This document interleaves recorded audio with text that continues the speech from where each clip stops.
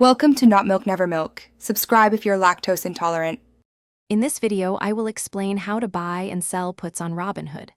First, understand that buying a put option gives you the right, but not the obligation, to sell 100 shares of an underlying stock at a specified strike price before the expiration date. You anticipate the stock's price will fall. Ensure your Robinhood account has options trading enabled, which requires approval. To place a buy order, find your desired stock in the Robinhood app and tap Trade, then Trade Options. Select Buy to open for a put.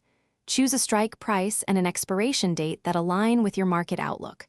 Review the premium, which is the cost of the option, and confirm your order. Remember, each contract typically represents 100 shares. Selling a put option, also known as writing a put, obligates you to buy 100 shares of the underlying stock at the strike price if the option is assigned. You receive a premium upfront for taking on this obligation.